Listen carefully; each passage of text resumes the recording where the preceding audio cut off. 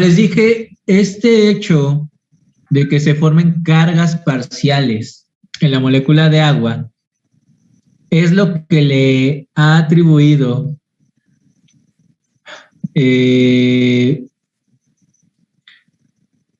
una característica al agua que la hace ser considerada como el disolvente universal. Si ustedes llevaron clases de química en la prepa, estoy seguro de que en algún momento se los habrán mencionado. Pero también les habrán dicho que eso es cierto sí, solo sí, para compuestos ionizables. ¿Por qué? Porque es igual a lo que está pasando ahorita con la formación de los puentes de hidrógeno. Cargas opuestas se atraen. Entonces, un compuesto ionizable, ¿a qué se refiere con ionizable? A ver.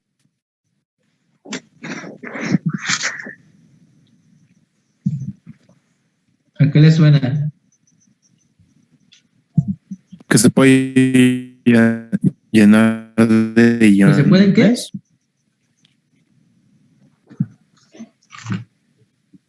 Llenar de iones.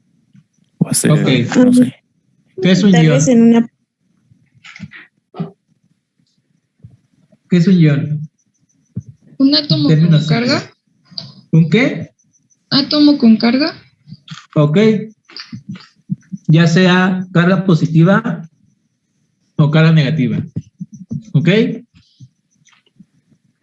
Entonces, si las moléculas de agua entran en contacto con una molécula con carga, ¿ustedes creen que las moléculas de agua, cuando estén en momento dipolo, van a poder interactuar con ella?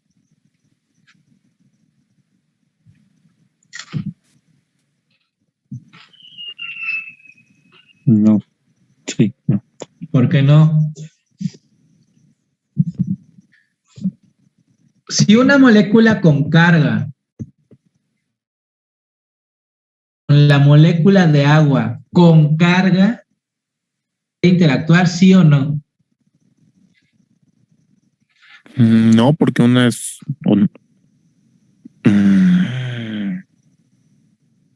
Sí.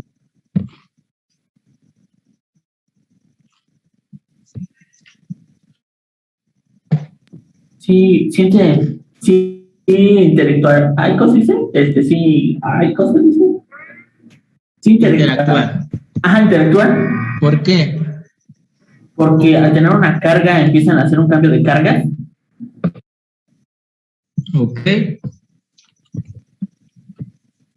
Si la molécula en cuestión tiene una carga positiva, ¿con qué parte de la molécula de agua va a interactuar?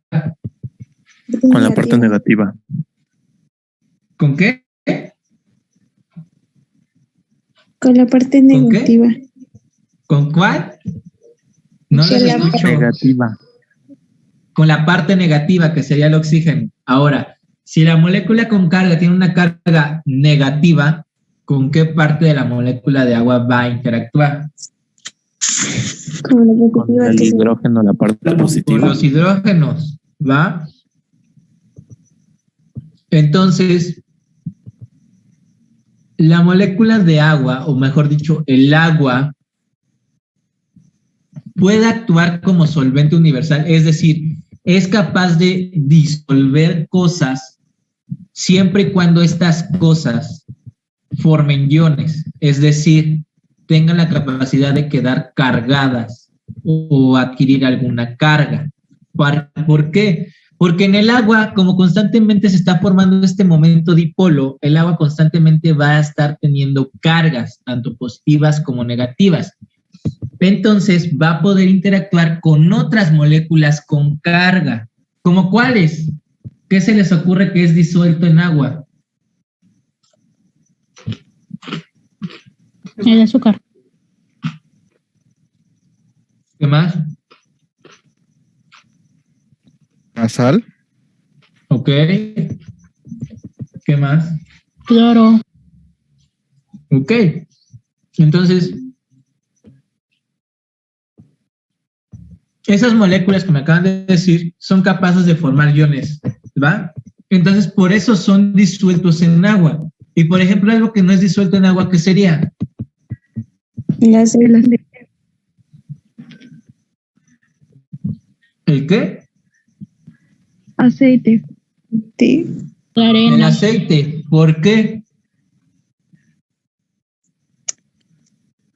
Porque, Basado en lo que les acabo de decir, ¿por qué me dirían que el aceite no se puede disolver en agua? Porque no se puede ionizar.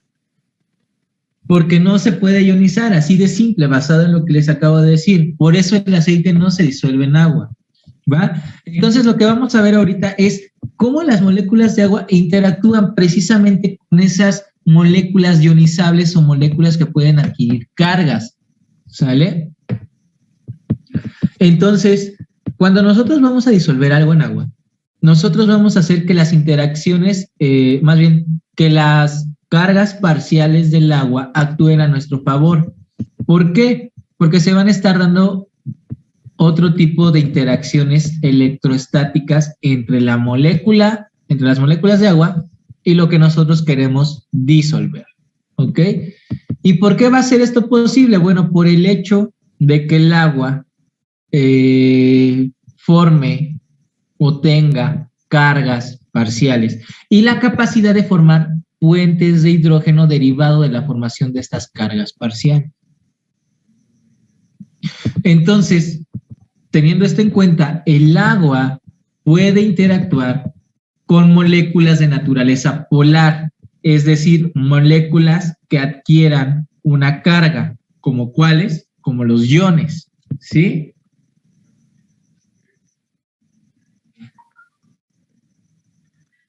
Y a este fenómeno en el que las moléculas de agua interactúan con estos iones se les conoce como disociación o solvatación. ¿Sale? Solvatación.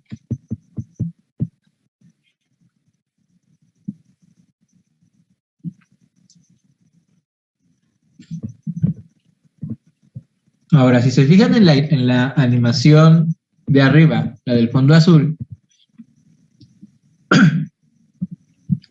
eso que les pongo ahí con circulitos verdes y grises es una sal, cloruro de sodio probablemente, ¿va?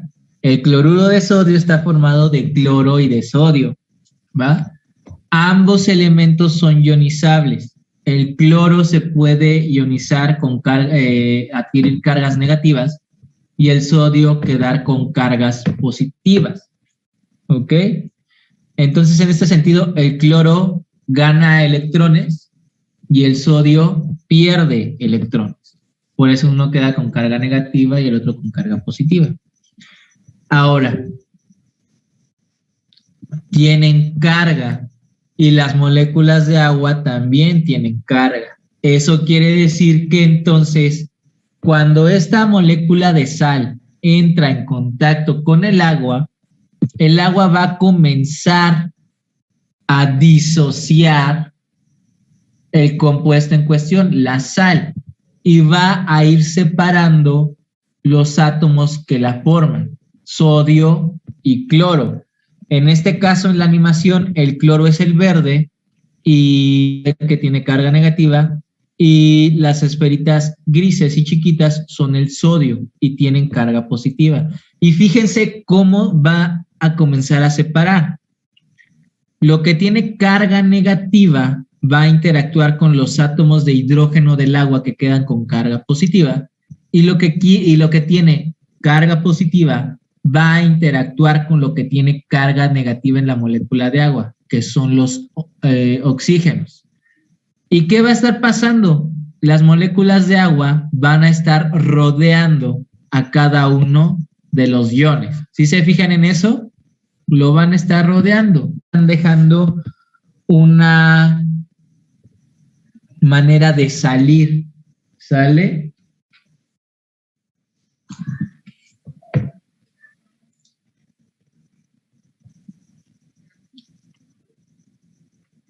Ahora, a esa capita que se forma de moléculas de agua, esa capa que se forma de moléculas de agua, repito, que va a estar disociando los componentes de la sal, se conoce como capa de solvatación. Entonces, la capa de solvatación no es otra cosa más que las moléculas de agua que están rodeando a un ion. ¿Sí? Ahora vean la imagen de la animación que está abajo. Ahí es otra vez precisamente la sal en cuestión, que tiene tanto un ion con carga positiva como un ion con carga negativa, y se ven cómo las moléculas de agua empiezan a rodearlo, empiezan a disolverlo y están separando al compuesto en sus elementos. El elemento con carga positiva es rodeada por los oxígenos y el elemento con carga negativa es rodeado por los hidrógenos. ¿Ok? Ya en la imagen de la derecha hago un ejemplo un poquito más claro precisamente de cómo se va formando esta capa de solvatación. Por un lado está el sodio con carga positiva, es un anión. ¿Anión o catión? No, es un catión, ¿sale? Que va a estar siendo rodeado por los átomos de oxígeno con carga parcial negativa, mientras que del otro lado, el cloro, el anión, con carga negativa, rodeado por los átomos de hidrógeno con carga parcial positiva de la molécula de agua, a formar la capa de solvatación y se van a disociar los compuestos iónicos.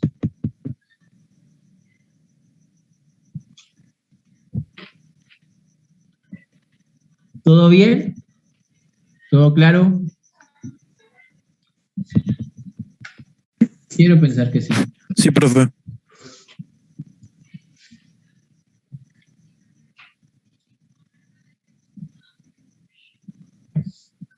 Aquí lo que trato de ilustrar con esta tablita son otros compuestos polares que sufren el mismo fenómeno de ser ionizados y lo que les permite interactuar con las moléculas de agua, de tal manera que pueden ser disueltos en ella. Y entonces tenemos, por ejemplo, la glucosa. Alguno de ustedes mencionó el azúcar. Bueno, el azúcar es la glucosa, de tal manera que por eso podemos disolver el azúcar y hacernos nuestras aguas de sabor, no las aguas locas, porque de hecho el alcohol no se disuelve. Ah, no, sí, el alcohol sí se disuelve también en el agua, también se polariza. Y aparte tenemos, por ejemplo, algunos aminoácidos, que ya cuando lleguemos a la parte de aminoácidos vamos a ver qué son, como la glicina, el aspartate, que también adquieren cargas y por eso se pueden disociar o disolver en el agua. Tenemos ácidos orgánicos como el lactato, sale el lactato, el ácido láctico, que también se puede ionizar y disociar en el agua. Y algunos otros alcoholes como lo son el glicerol, ¿sale? Entonces, todos estos compuestos son capaces, estos y otros más son capaces de ser disociados en el agua por la presencia de grupos polares. Acuérdense, la clave es que sean moléculas polares, que sean capaces de formar iones. Entonces, todas estas moléculas tienen grupos polares en su estructura, entonces por eso se pueden ionizar y por eso pueden disociarse en agua. Ahora, moléculas no polares como las ceras o derivados de los lípidos, de las grasas, no poseen grupos polares, es decir, no poseen grupos ionizables, de tal manera que no van a poder interactuar con el agua y eso va a evitar que se puedan disolver en ella. Entonces, retomando lo que les dije al inicio de que el agua es considerada el solvente universal y que yo les dije que sí y solo sí para compuestos polares, esta es la razón, porque los compuestos polares son capaces de ionizarse y entonces de interactuar con el agua formando las capas de solvatación. Mientras que los compuestos no polares no van a poder interactuar de esta manera y entonces no van a poder ser disociados en agua.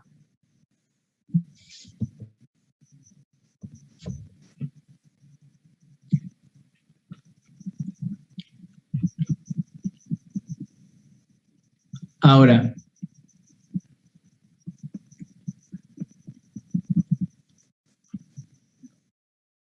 ¿Ustedes se acuerdan de las moléculas anfipáticas?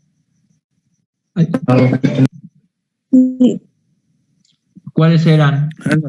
¿O qué son? Tenían una parte hidrofílica y otra hidrofóbica. Ey, Justamente. Las moléculas anfipáticas tienen una parte hidrofílica y una parte hidrofóbica. Hidrofílica, ¿qué significa? Que puede estar en contacto con el agua. Que puede interactuar con el agua. Hidrofóbica, Que interactúan entre sí. hidrofóbica, Que no puede interactuar con el agua. que no interactúa con el agua. Ahora, sabiendo lo que les acabo de platicar, ¿por qué entonces lo hidrofílico es hidrofílico? ¿Cuál es la condición para que uno pueda interactuar con el agua? Que se ionice. que Esa puede bola. Ionice. Exactamente. Entonces, una molécula anfipática va a tener una porción ionizable o polar, mejor dicho, y una porción no polar, de tal manera que la porción polar va a poder interactuar con el agua, por eso es hidrofílica, y una porción no polar no va a poder interactuar con el agua, por eso es hidrofóbica. ¿Ok? Ahora, de las moléculas que hemos estado revisando, ¿cuáles eran las moléculas anfipáticas? La membrana plasmática. Ay, se me trabó. Más bien, los componentes de membrana plasmática. ¿Cuáles eran? Fosfolípidos. Fosfolípidos, exactamente.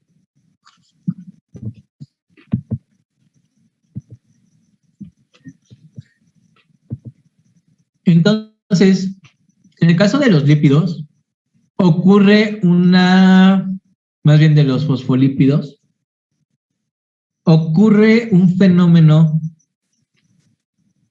bastante peculiar que en parte explica la formación de las primeras membranas biológicas en los cuerpos de agua. ¿Cómo es esta interacción? Bueno, la parte hidrofílica, la cabeza polar, va a ser rodeada por las moléculas de agua similar a lo que pasa en las capas de solvatación. Si la cabeza hidrofílica tiene una carga positiva, va a ser rodeada por los oxígenos. Pero si la cabeza polar tiene una carga negativa, va a ser rodeada por los hidrógenos. ¿Vale? Entonces la clave es la única parte de la molécula anfipática que va a poder interactuar con el agua. ¿Sale?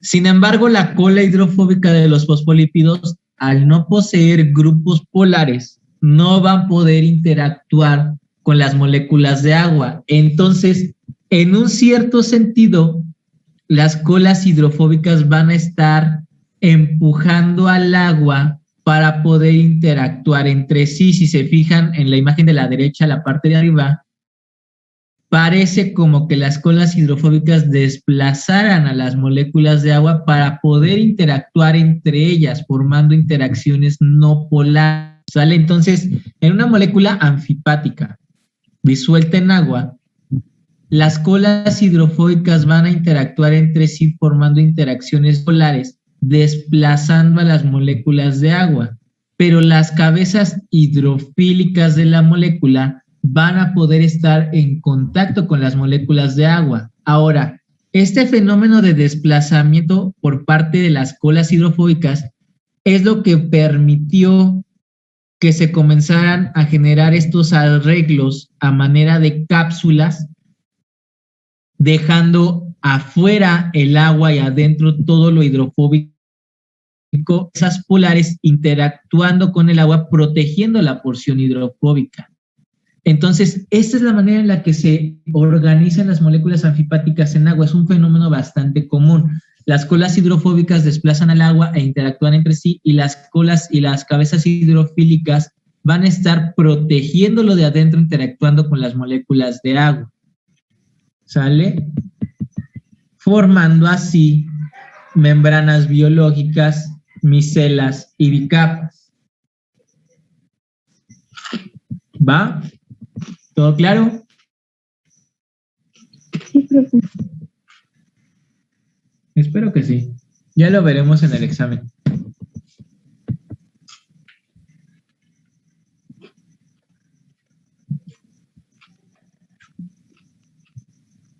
Por cierto,